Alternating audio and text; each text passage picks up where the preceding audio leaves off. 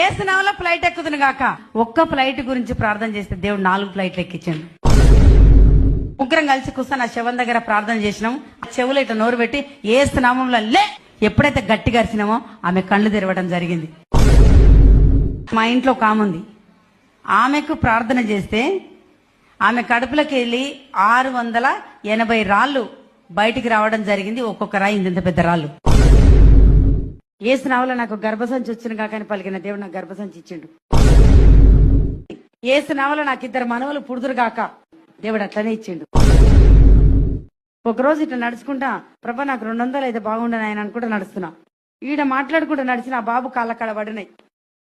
చూస్తే 100 రూపాయల నోటు కనిపించింది. తీసి చూస్తే 200 ఉన్నాయి.